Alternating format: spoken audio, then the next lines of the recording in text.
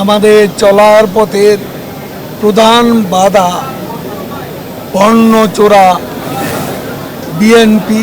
মুক্তিযুদ্ধকে জেনারেল জিয়াউর রহমান নিঃশেষ করে দিয়েছে।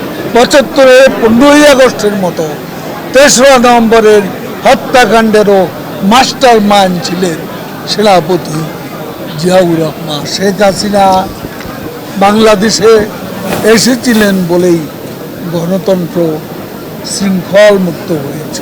প্রধানমন্ত্রী যা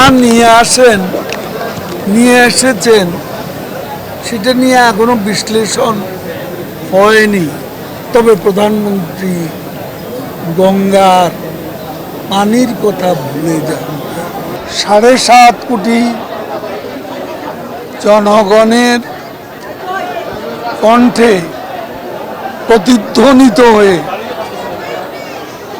প্রতিরোধের দাবানল ছড়িয়ে বিজয় ছিনিয়ে আনার নাম বাংলাদেশ আওয়ামী লীগ। আমরা মৃত্যুর মিছিলে দাঁড়িয়ে জীবনের জয়গান গাই।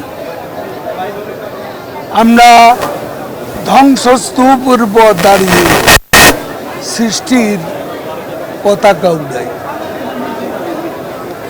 বাংলাদেশ আওয়ামী লীগ এদেশের বৃহত্তম এবং প্রাচীনতম রাজনৈতিক সংগ্রাম, সাফল্য ও সংস্কৃতির বর্ণিল প্রতিভাসের নাম বাংলাদেশ আওয়ামী লীগ। মুক্তিযুদ্ধকে জেনারেল জিয়াউর রহমান নিঃশেষ করে দিয়েছে। মুক্তিযুদ্ধের মূল্যবোধ, স্বাধীনতার আদর্শ সব কিছুই আঘাতে জর্জরিত। ঐতিহাসিক ৭ই মার্চ ছিল না, ৭ই জুন ছিল না, বঙ্গবন্ধু ছিলেন নিষিদ্ধ না, এবং জয় বাংলা মুক্তিযুদ্ধের রণধ্বনি ছিল নিষিদ্ধ না। তখন বুক ফুলিয়ে ঘুরে বেড়াতো মুক্তিযুদ্ধের পরাজিত জিয়াউর রহমানের আশ্রয় এবং প্রশ্রয়। এরপর কারাগারে 4 নেতার হত্যাকাণ্ড, ৭৫-এ 15ই আগস্টের মতো ৩রা নভেম্বরের হত্যাকাণ্ডেরও মাস্টার মাইন্ড ছিলেন সেনাপতি জিয়াউর রহমান। এবং শেখ হাসিনা বাংলাদেশে এসেছিলেন বলেই গণতন্ত্র শৃঙ্খল মুক্ত হয়েছে।